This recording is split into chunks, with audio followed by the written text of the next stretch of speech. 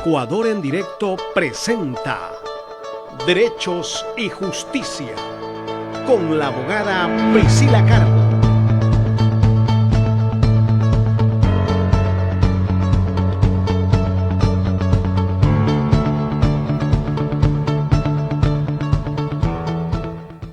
¿Qué tal, amigos oyentes y televidentes de Ecuador en Directo? Un placer estar con ustedes en la inauguración de este nuevo espacio, un espacio que está dedicado a la parte legal. Les damos la cordial bienvenida al programa Derechos y Justicia, que estará a cargo de la abogada Priscila Carbo, con quien justamente en esta mañana de este día martes les damos la cordial bienvenida a todas las personas que se están conectando a nuestras redes sociales. En este momento le damos la cordial bienvenida a la gente que está conectándose por el canal de Facebook Live a través de Ecuador en Directo, por el canal de YouTube también de Ecuador en Directo, por el canal de los abogados que también están conectados, del Frente Unido de Abogados del Guayas, que están conectados también a través de Derechos y Justicia. Saludamos con la abogada Priscila Carbo, que es la conductora y la directora de este espacio. ¿Cómo está, abogada? Bienvenida a este nuevo programa. Mil gracias, Jaime. Buenos días. Gracias a todas las personas que se conectan en este momento a los distintos enlaces que están conectados, a todos los colegas de la provincia del Guayas, del país. Muy buenos días y gracias a este portal digital, Jaime, por la apertura que nos dan en este espacio, que en los momentos que vive el país consideramos que es muy necesario. Por supuesto, en este momento que la gente quiere saber, necesita una ayuda legal, necesita una orientación. Yo creo que este tipo de espacios deben de darse no solamente en este medio, sino en todos los medios de comunicación, porque de alguna manera a veces la gente necesita una ayuda de un profesional en la parte legal, en este momento que el país está viviendo una situación bastante crítica. Yo le quiero hacer una pregunta: ¿cómo así se decidieron por hacer un programa legal, el Frente Unido de Abogados del Guayas? Como lo dijimos en la introducción, porque los momentos por los que está atravesando el país es altamente importante, muy necesario los espacios jurídicos, no para polemizar. Considero que respecto de los temas legales que pasan en el país y ante el exceso de información y hasta cierto punto de información incorrecta, inequívoca, que corre en las redes sociales, donde la opinión pública se expresa, sentencia, acusa, sentencia, y determinados casos emblemáticos se han tornado mediáticos, es necesario, es importante que los que sabemos derecho, que los técnicos en derecho, que somos los abogados, nos pronunciemos técnicamente respecto de estos casos. Por supuesto, abogada. Antes de entrar a un tema que sí me gustaría tratarlo previo a empezar la entrevista que vamos a tener en este espacio, eran dos invitados, pero lamentablemente nos llamó a excusarse el doctor Mario Velázquez. Con él íbamos a tratar la justicia que queremos, por una situación de última hora que se le presentó con una hija del doctor Mario Velázquez. Pero sí estará con nosotros el doctor Ramiro García Falconi. Él es el presidente de la Federación de Abogados del Ecuador. Con él vamos a tratar justicia y corrupción, que es otro tema que yo creo que a la gente le interesa muchísimo. Abogada, hablemos sobre el tema que la gente lo ha sentenciado en los medios, en las redes. A veces los periodistas se creen que son jueces y fiscales. Yo no comparto, yo soy periodista, pero no comparto esa posición de muchos colegas que creen que porque a través de hacer mediático un tema, ellos pueden sentenciar o hacer una presión mediática para que los jueces fallen o no a favor de ciertos temas.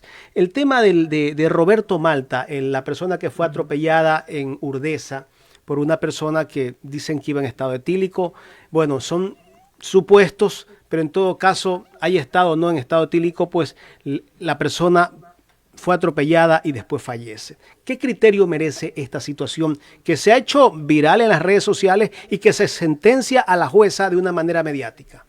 A ver, ahí hay una situación indiscutiblemente, se da una situación, hay un atropellamiento, yo he escuchado criterios de algunos colegas y mantienen dos corrientes, eso no lo vamos a comentar en este momento, pero el tema álgido respecto de esta situación es la sustitución de la prisión preventiva que dictó la jueza a favor de la señorita, que presuntamente es quien ocasiona el accidente. Aquí hay una cuestión. Existe una una incorrecta interpretación de la opinión pública. La prisión preventiva no es una sentencia ni una condena anticipada. La prisión preventiva es una medida de excepción, de última instancia, de última ratio, es decir, lo correcto en derecho, que es para garantizar la presencia del imputado, del procesado dentro del proceso. No es para cumplir una pena, no es para condenarlo, eso es en el inicio de la investigación. Entonces, la prisión preventiva la pide el fiscal. ¿Y el fiscal a quién se la pide? Se la pide al juez de la causa. Y el juez de la causa es quien tiene que conceder o negar la prisión preventiva. Evalúa. Exactamente. ¿En qué casos, en qué circunstancias el juez, y el juez tiene que ser convencido de que la persona a cuyo favor se está solicitando la sustitución de la medida reúne las garantías que determina el Código Orgánico Integral Penal para que se le sustituya la medida por otras, que son la presentación cada cierto tiempo, cada ciertos días en el juzgado, la prohibición de salida del país y otras medidas que es el grillete electrónico, que son las medidas que contempla el Código Orgánico Integral Penal. No es que la prisión preventiva es porque ya es culpable y hay que sentenciarlo. A mí me gustaría, y yo más bien hago otro tipo de pregunta en el caso específico del señor Malta, más allá de la tragedia que viven ambas, aquí son 3 familias las que están afectadas, la familia Malta, la familia CAD, la familia de la señorita presuntamente causante del accidente. Es una tragedia, y para la sociedad ecuatoriana es una tragedia para todos, pero no podemos acusar y no podemos sentenciar antes de que se evacúe el debido proceso. Hay que observar el debido proceso, que esa es la oportunidad que tienen las partes de ser escuchadas en juicio. Eso lo establece la Constitución de la República. Hay un comunicado que emite la Fiscalía General del Estado, me parece que es el día domingo, me parece en la tarde, o el día lunes en la mañana. Después de que fallece el señor, lamentablemente el señor Malta. Y la Fiscalía como que una especie como que descarga su responsabilidad. Y el contenido, si leemos el contenido ¿Pero por qué se da esto? ¿Por la presión mediática? Por la presión mediática. Si leemos el contenido del comunicado de la Fiscalía General del Estado, sí, es sentido, es bonito, pero yo me pregunto, ¿y la Fiscalía General del Estado presentó recurso de apelación al auto fiscal que niega la prisión preventiva? No hizo nada. No hizo nada. No hizo absolutamente nada. Y voy mucho más allá. Los jueces, yo no estoy justificando a ningún juez, no quiero que se me malinterprete. No estoy justificando la conducta de los jueces. Que hay corrupción, hay corrupción. No podemos tapar el sol con un dedo. Pero la pregunta es, ¿quiénes son culpables? ¿Los jueces o los legisladores que fueron los que hicieron la ley? La ley no la hacen los jueces. Los jueces únicamente aplican todos los recursos que están contenidos en la ley. Pero ¿quiénes hacen la ley? La ley se aprueba en la Asamblea Nacional. Esa asamblea, que todos la conocemos, diezmera, discapacitada, amarradora. Y no estoy diciendo nada que los medios de comunicación no hayan recogido. Es público, llena de... Hay gente capacitada, hay legisladores capacitados, pero lamentablemente son la excepción cuando debería ser la regla. Faranduleros, payasos, diezmeros, discapacitados. Entonces... Abogado, ¿usted no cree que cuando se hacen leyes que tienen que ver con el tema, todas las leyes que se hacen en este país, deben de haber, yo creo que un alto porcentaje de los legisladores tienen que ser abogados? No solamente tienen que ser abogados, puede ser un líder político que no sea abogado. Pero que tengan conocimiento. Pero que tenga sus asesores, deben ser no solamente abogados, deben ser abogados que sepan de derecho, deben ser abogados capacitados. Ahí tenemos los resultados de todas las leyes que tenemos nosotros. Una de esas, el Código Orgánico Integral Penal, que lamentablemente es y yo me atrevo a decirlo, es un código lamentablemente prodelincuencial. lamentablemente. Hay una serie no voy a decir artificios, sino una serie de recursos de los cuales las personas que están involucradas en procesos penales pueden hacer uso de ellos y es legal porque está en la ley. Pero ¿estamos favoreciendo a quién? A la justicia, estamos favoreciendo al derecho, estamos favoreciendo a las víctimas. ¿Qué estamos haciendo realmente con esa legislación? Es importante ahora, y no estoy haciendo una cuña política absolutamente para nadie, pero es importante ahora que los ecuatorianos, yo siempre lo digo y es uno de los temas que nos hemos propuesto tratar aquí, empoderamiento ciudadano.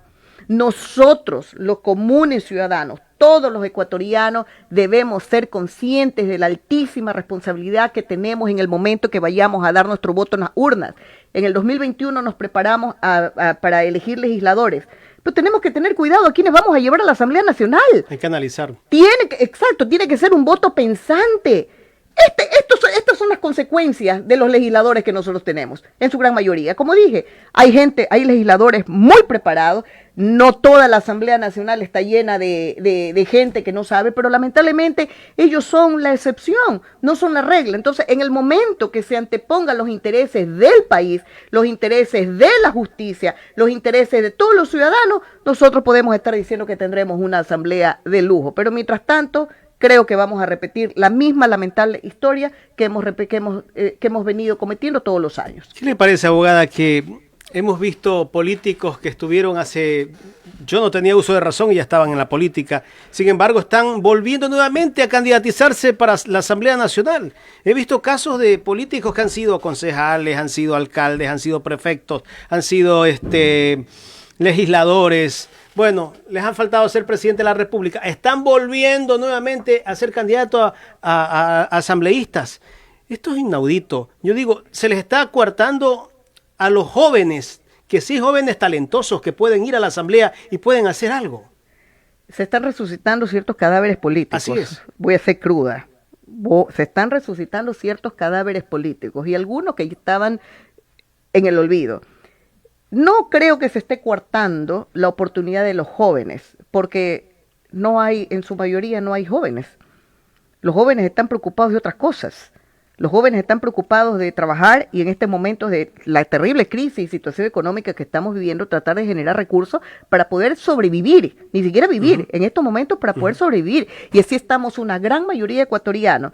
Para mí, estos cadáveres políticos que han sido resucitados, lamentablemente demuestra la incapacidad de toda nuestra clase política, sin excepción alguna, que no prepararon líderes. ¿Dónde están los líderes que debieron haber preparado? ¿Dónde están los líderes que debieron haber salido de los lomos? Ahí está el caciquismo. Exacto. Entonces no hay interés en el país.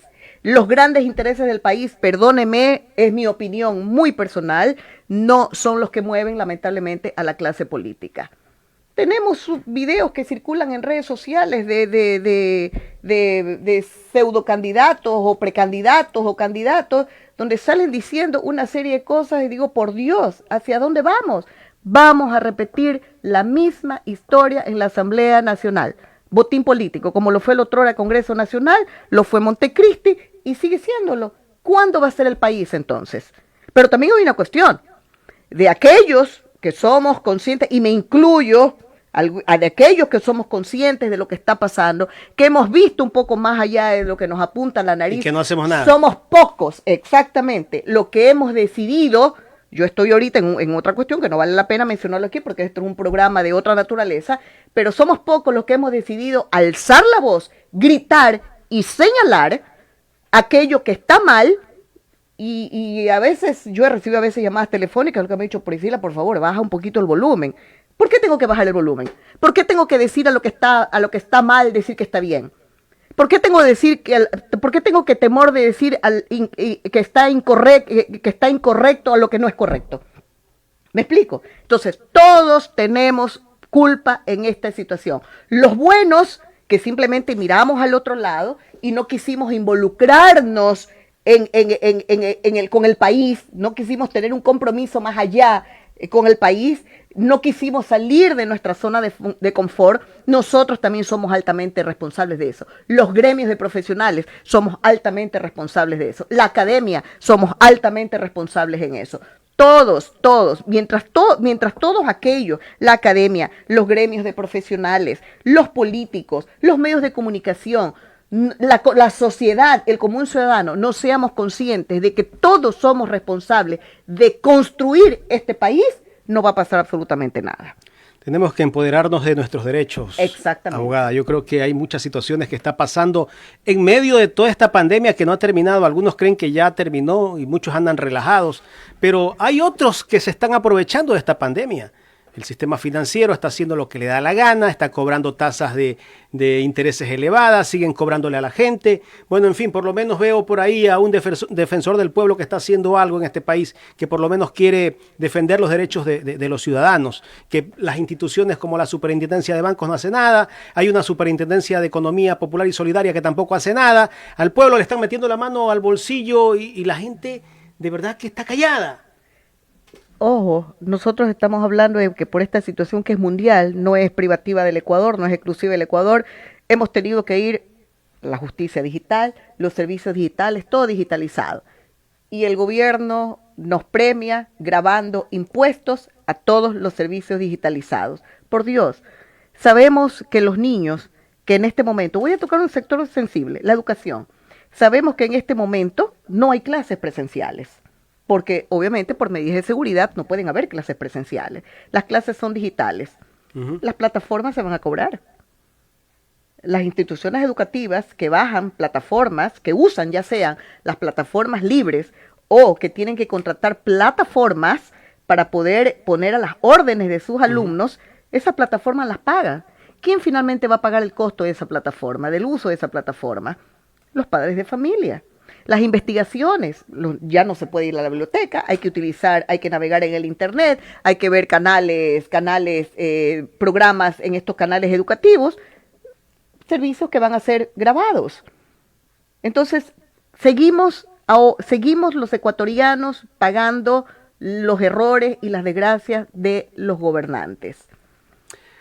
Abogada, para cerrar el tema con el caso Roberto Malta, a la jueza se le hace una sentencia mediática y esto ha desencadenado de que, bueno, por ahí escuché a la presidenta del Consejo de la Judicatura, también dice, yo no puedo hacer nada porque la Corte Constitucional emitió un decreto que para juzgar a un juez que ha actuado mal en derecho, tiene que haber un juez superior.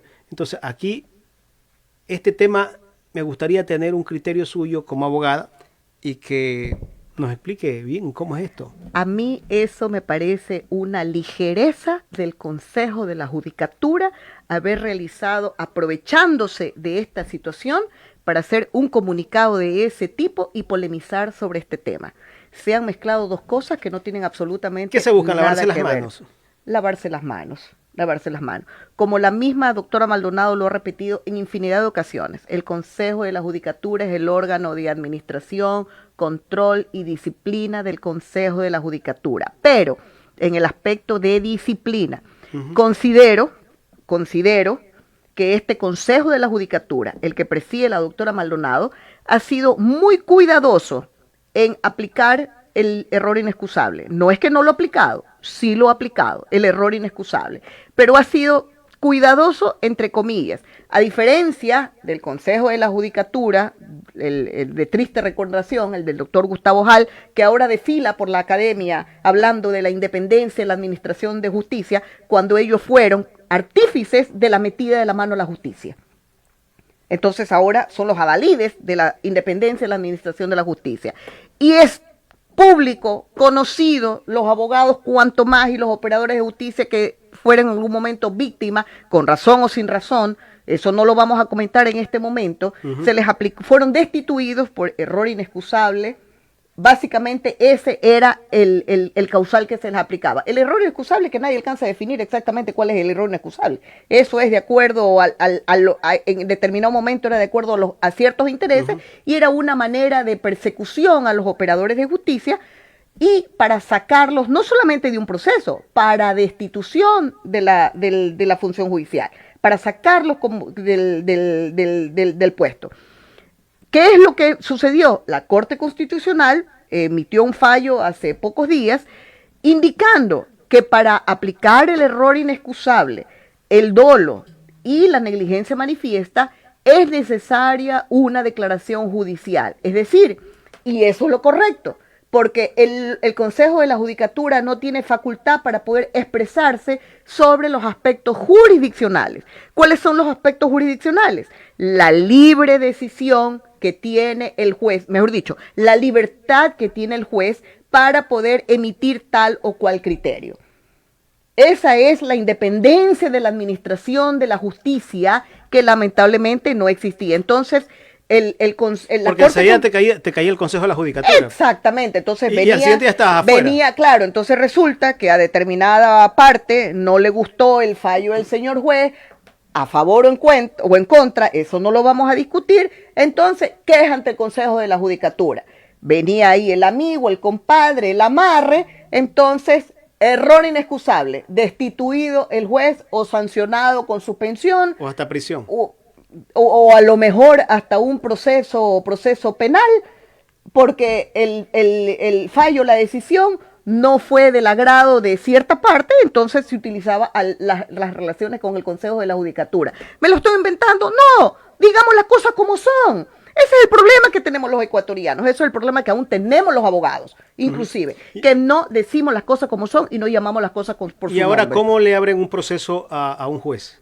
Bueno, él tiene que ponerse, se hace la denuncia o la queja en contra del juez. ¿Quién denuncia? Y es la persona que ha sido afectada la o que ha familia sido vulnerada. De Malta. En este caso, Malta. En este caso. Y tiene que poner tiene que poner la queja ante su superior, ¿verdad? Y tiene que haber un informe judicial en el que se analice. Es que el juez es el que analiza otro juez. Un órgano de carácter administrativo no puede... ¿Cuál es el superior al cual tiene que acudir con la denuncia? Estamos hablando en este caso de la Corte Provincial. El presidente de la Corte. El presidente de la Corte Provincial. Entonces tiene que haber una declaración... De ahí él hace un proceso de investigación. Un proceso de investigación donde, ojo, el juez es el que analiza la conducta jurisdiccional del juez, que tiene que estar apegada conforme a derecho, conforme a la ley. Tiene que apegarse a lo que determina la ley, lo que determinan los derechos humanos. Eso es lo principal. Recordemos que somos un país de derechos y justicia, como le hemos puesto el nombre a este programa. Bien puesto el nombre. Bien puesto el nombre a este programa. Entonces, una vez con ese informe, ¿verdad? Y ahí, informe de la Corte Nacional de Justicia al Consejo de la Judicatura para que sancione. El Consejo de la Judicatura lo único que hará es la aplicación de la sanción determinada en la ley. No va a hacer pronunciamiento sobre si estuvo bien o mal lo que el juez decidió. La decisión de ella, yo me imagino, fue en base a lo que dice la ley. O sea, aquí la gente critica, hace escándalo mediático y acusa, sentencia a esta jueza, pero ella ha actuado en derecho, pues. Ella actuó en derecho, sí, pues, bien o mal. Nos guste o no, pero es que esa es la ley que tenemos. Esa es la ley que tenemos. Esa es la ley que tenemos. Ahí hay que decirles a los asambleístas, señores, cambien esta ley, ¿verdad? A ellos hay que decirles, ¿no? Así es. Es el caso de cuando usted de repente tiene un accidente de tránsito, alguien viene mareado o lo que sea, lo atropella o choca su vehículo. En este momento, pongo como un ejemplo de que le chocan el vehículo, resulta que el que lo choca queda golpeado, queda herido y a usted no le pasa nada. Usted va detenido. Eso es injusto. Pero es la ley que tenemos. Pero es lo que dice la ley. Y se va detenido hasta que se determinen las responsabilidades. Pero hasta que se determinan las responsabilidades... Han pasado meses. Y no solamente eso, ya hay generalmente uno trata de transar. ¿Por qué? Porque está amenazada la libertad de la persona. Entonces se trata de llegar a arreglos extrajudiciales sin que eso implique que ha tenido o no culpa del accidente. Pero lamentablemente esa es la ley. Dura ley es la ley. Lamentablemente, nos guste o no. También hay otra cuestión, que no, en el caso de los accidentes de tránsito que estamos tocando, no es solamente cuestión de las leyes, también es cuestión del comportamiento ciudadano, la irresponsabilidad con la que se conduce, la irresponsabilidad con la que no solamente se conduce, la irresponsabilidad con la que los peatones cruzamos la calle, no respetando las zonas de seguridad. Está el paso peatonal. Está el paso peatonal, pero queremos, en plena vía perimetral, tenemos tremendos pasos peatonales, pero queremos pasar por la calzada. La ley del más vivo. La ley del más vivo. Voy sin cinturón de seguridad, el agente de tránsito nos llama y qué es lo que la mayoría, no vamos a decir, ay, pero estoy acusando a los ecuatorianos, si somos unos santos, ¿qué es lo que realmente se dice? Arreglemos. ¿Y por qué arreglemos? A mí en algunas ocasiones me han llamado los agentes de tránsito y he tenido que reconocer la falta, sí, una la hice, dije no viene nadie, hago esto y el vigilante esperándome, el agente de tránsito con los brazos abiertos al otro lado, ni siquiera espero que me pida licencia y matrícula, cíteme, y el arreglemos no existe, cíteme, porque si no seré yo la que lo denuncie en asuntos internos. Si cometí una infracción, tengo que pagar la consecuencia de esa infracción, la consecuencia económica.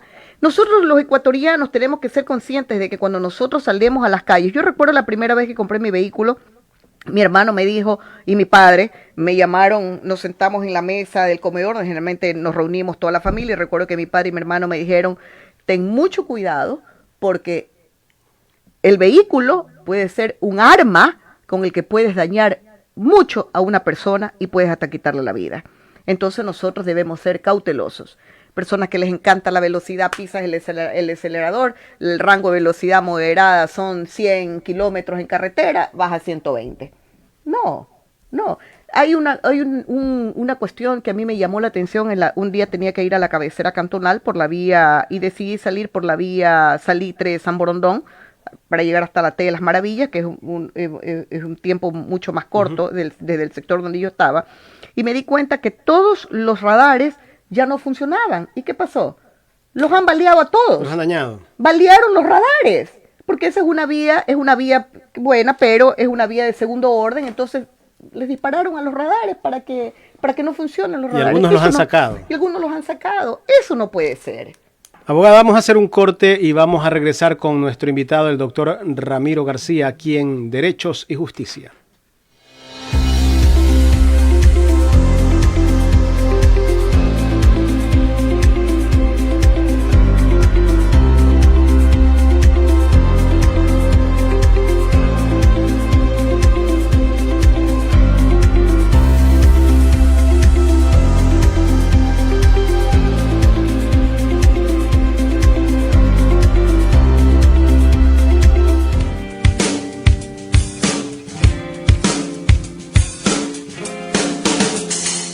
Hola, soy la abogada Priscila Carbo Rodríguez y quiero invitarlos a ver nuestro programa Derechos y Justicia, los martes a las 11 de la mañana y los días jueves a las 21 horas por el portal digital Ecuador en Directo. Derechos y Justicia por Ecuador en Directo.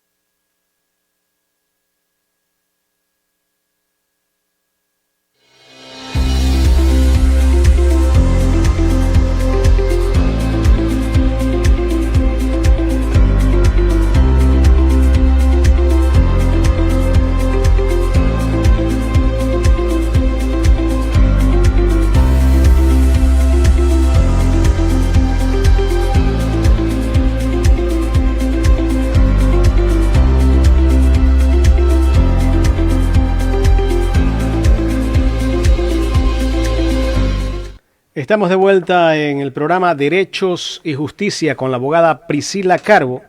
Bueno, el día de hoy teníamos previsto también la entrevista al doctor Ramiro García. La primera no se pudo dar por una situación que se presentó de un momento a otro, pero en todo caso, en cualquier momento estará con nosotros el doctor Ramiro García. Ya estamos haciendo el contacto respectivo. Pero hasta eso vamos a seguir hablando del tema que estábamos tratándolo. Llamémoslo de allí para de una vez a ver si lo enlazamos. Vamos a seguir conversando con la abogada Priscila Carbo.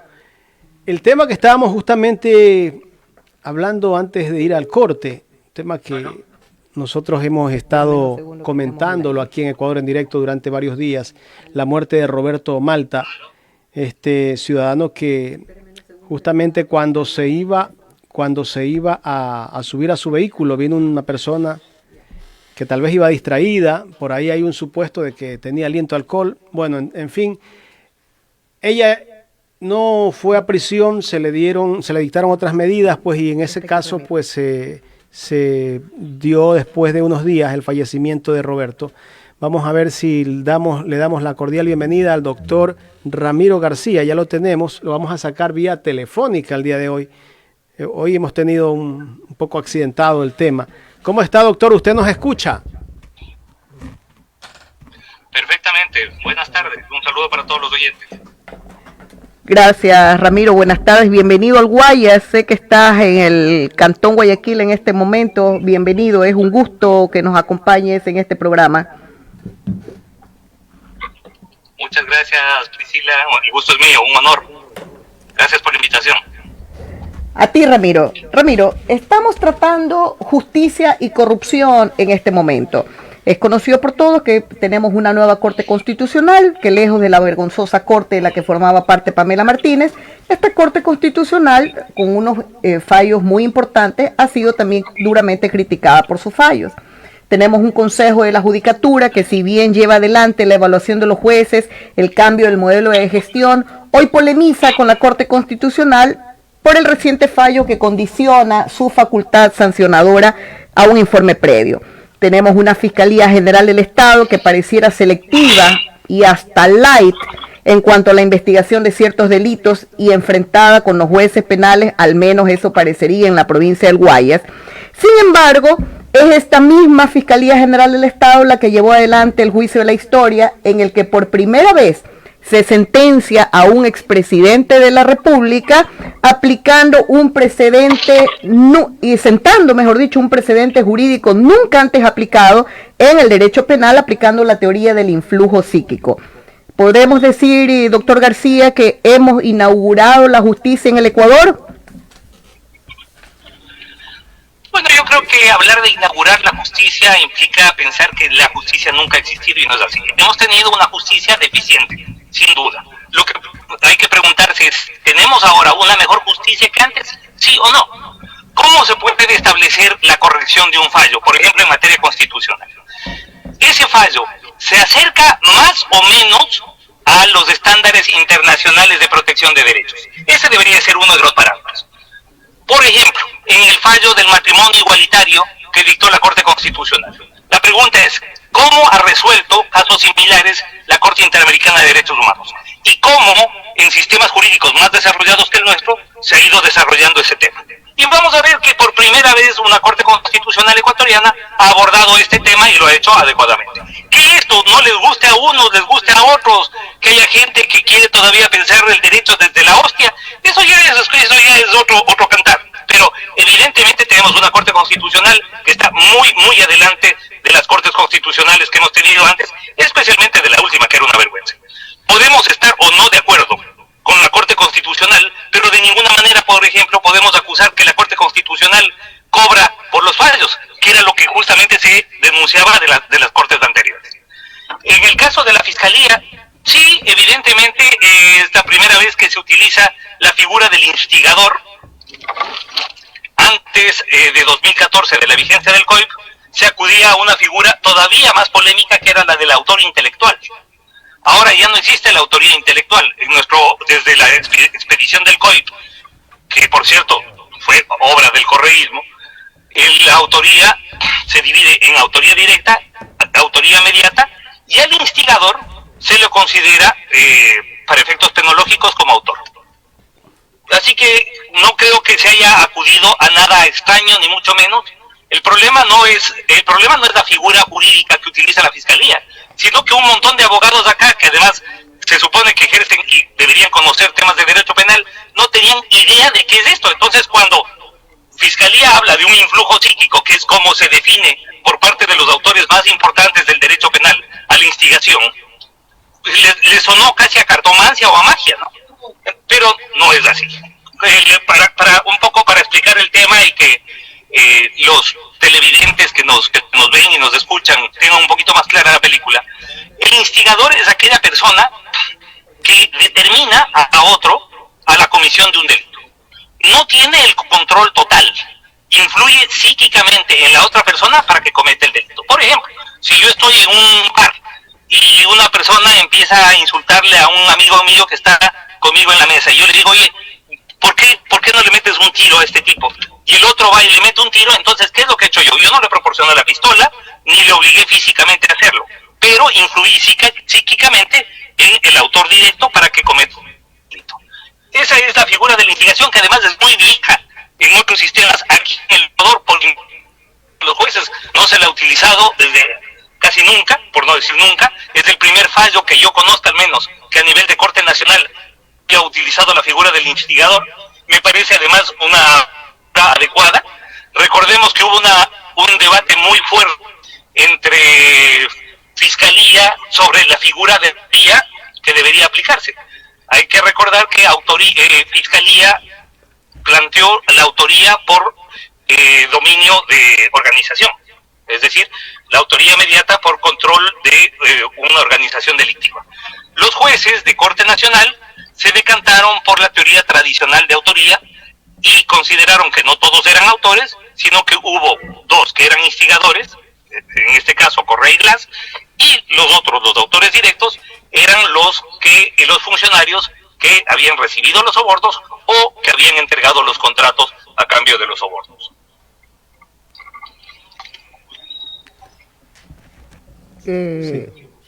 ¿Aló? Sí, estamos escuchando. Ramiro. Sí, okay. Entonces, sí. Eso, bueno, a ver, entonces, siguiendo con el análisis, el último fallo de la Corte Constitucional lo que hace es establecer los estándares adecuados del control disciplinario. El órgano administrativo, Consejo de la Judicatura, esté integrado por quien esté integrado, no puede sancionar directamente a jueces por sus fallos judiciales. En el caso, recordemos, durante 10 años, en toda la administración del doctor Yalc, se utilizó la figura del error inexcusable para controlar desde lo administrativo los fallos de los jueces.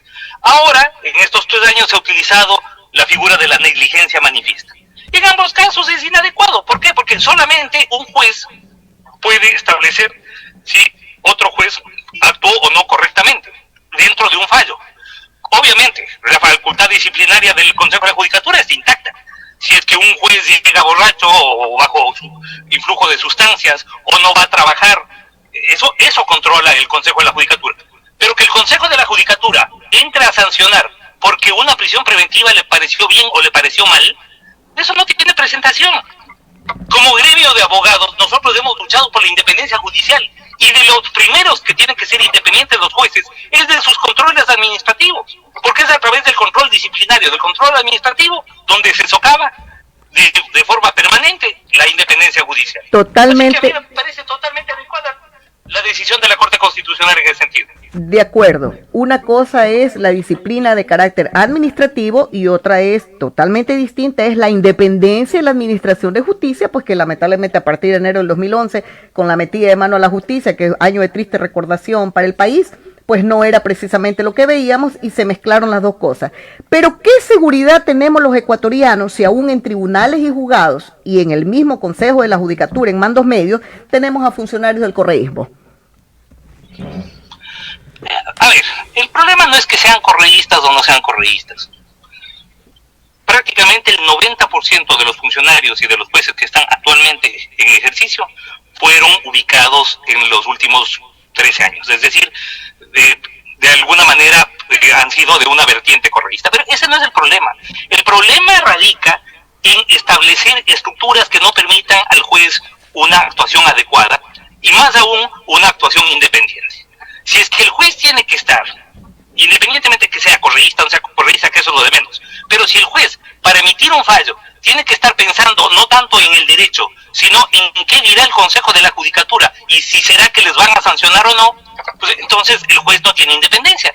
El problema no está en el modelo de gestión, el problema está en el modelo de control disciplinario. Y yo creo que la resolución de la Corte Constitucional en mucho ayuda a que exista una verdadera independencia judicial. Independencia judicial que está en riesgo todo el tiempo y que además ahora tiene otro tipo de influencias. Por ejemplo, redes sociales, medios digitales. Y sin embargo, pues ahora los jueces tienen que verse abocados a un escrutinio público mucho más fuerte. Aún más, ahora con la utilización de medios telemáticos, al ser los procesos públicos, con seguridad de que al corto o mediano plazo iremos hacia audiencias transmitidas a través de órganos digitales y con eso pues vamos a tener una mucho mayor publicidad. Ramiro, si quisiéramos determinar cuáles son los principales cambios que se han dado en la justicia ecuatoriana, ¿cuáles podríamos señalar? Bueno, en primer lugar, yo creo que el tener una Corte Constitucional de muy buen nivel académico, muy buen nivel profesional, es una garantía en un Estado cuya Constitución construye todo el andamiaje jurídico desde el principio de supremacía constitucional. Yo creo que esto ha sido adecuado. Por otro lado, el tener una mayor independencia judicial resulta fundamental. Me parece que el Consejo de la Judicatura lo ha hecho bastante mejor que el anterior. Sin embargo, pues todavía tenemos problemas. A ver, los problemas de la justicia son problemas estructurales, no son problemas que se resuelven de aquí al próximo viernes. Así no funciona. Necesitamos mejores facultades de derecho. Por ejemplo, si no tenemos abogados bien formados, no vamos a tener buenos jueces. Y si no tenemos buenos jueces, no vamos a tener buena justicia. Por ahí es por donde tenemos que empezar. Así que, siendo problemas estructurales, yo creo que hemos caminado hacia adelante. Creo que se han dado pasos positivos. Por supuesto, estamos muy lejos de donde deberíamos y de donde quisiéramos estar. Pero, bueno, esto se construye día a día y paso a paso. De acuerdo, lo que comentábamos con Jaime al principio, todos somos responsables y corresponsables de lo que está sucediendo y tenemos que involucrarnos y comprometernos con la construcción del nuevo país que deseamos. Ramiro, para concluir, han sido pocos los minutos que nos acompaña, quiero comprometerlo para el próximo programa. Ojalá nos pueda acompañar en vivo para seguir hablando sobre este tema, sobre la independencia de la Administración de Justicia. Hemos hecho un breve paneo sobre la situación actual. Encontrándose encaminado el concurso para la selección de los jueces de la Corte Nacional de Justicia, ¿cuál es la justicia que realmente queremos, doctor García? ¿Qué es lo que nosotros esperamos de la Administración de Justicia? Bueno, cuando decimos que queremos una justicia de buen nivel, básicamente lo que decimos son 4 cosas. Primero, una justicia administrada por personas honestas, por personas que actúen desde el derecho y no desde el afán de enriquecimiento personal y privado. Punto 1. Punto 2, una justicia de buen nivel jurídico, es decir, una justicia administrada por personas que conozcan el derecho y que conozcan las últimas tendencias del derecho. 3, una justicia que se acople a los estándares internacionales de protección de los derechos humanos. Es decir, una justicia que parta no solamente del control de constitucionalidad, que hoy por hoy es bastante bueno, sino también del control de convencionalidad. Es decir, una justicia que vaya de la mano de las decisiones del Sistema Interamericano de Derechos Humanos. Y 4, y fundamental, una justicia independiente, una justicia que no esté sometida a ningún poder político, a ningún poder fáctico. Eso es fundamental. Una justicia en donde los jueces resuelvan de acuerdo a derecho y no de acuerdo al aplauso de la mayoría o a cuántos likes quiero tener en una red social. Así que yo creo que esa es una tarea muy grande Es una tarea permanente y en la que tenemos que involucrarnos todos, ¿no? Gracias, doctor García, por los breves minutos que nos ha dado. Sé que está estacionado en alguna calle del Cantón Guayaquil para poder haber cumplido con esta entrevista. Como dije, lo comprometo para el siguiente programa, para el programa de la próxima semana. Coordinaremos después interno. Y resumen, ¿cuál es la justicia que queremos los ecuatorianos? Y creo que ese es el clamor de todos. Sobre todo, una administración de justicia independiente. Jueces independientes, comprometidos con la justicia, comprometidos con la ciudadanía, comprometidos con hacer el bien, no comprometidos con el dinero ni el enriquecimiento fácil. No estamos diciendo que todos los jueces, que todos los administradores de justicia lo son. Hay jueces altamente capacitados en las cortes del país, en los juzgados y tribunales del país, pero que son la excepción, cuando ellos deberían ser la regla general. Necesitamos jueces, no solamente es el título de abogado, ni el cúmulo de cartones académicos, la maestría, el posgrado. Necesitamos que ese conocimiento que está en los cartones lo veamos reflejado en las sentencias, no en los copy-paste. Recordemos, doctor García, que el repositorio de la Corte Nacional de Justicia no existía. No estaba al día. Recuerde que ese fue un logro de la Federación Nacional de Abogados del Ecuador, de que el repertorio, el repositorio de sentencias de la Corte Nacional de Justicia sea subida al sistema SADG. ¿Y qué fue lo que se encontró? En su mayoría, copy-paste. Es decir, que la jurisprudencia nacional es copy-paste de otros fallos y de fallos internacionales y cosas bajadas del internet, y eso no puede ser. Nosotros tenemos que producir derecho, y la academia es altamente importante. El doctor García es vicedecano de la Facultad de Jurisprudencia de la Universidad Central de Quito. La academia tiene que estar comprometida con el cambio en la administración de justicia. Si no tenemos buenos estudiantes, si la academia no produce las facultades de jurisprudencia, y ojo, eso implica también, el doctor García como académico lo entiende mucho mejor que yo, tienen que cambiarse las mallas curriculares. No es posible que en las universidades sigamos estudiando materias de relleno. Tenemos que, si estamos en un Estado constitucional de derechos y justicia, nosotros debemos las mallas curriculares deben ir a la par, como bien lo menciona, con los estándares internacionales, y no tenemos que hacer nada nuevo.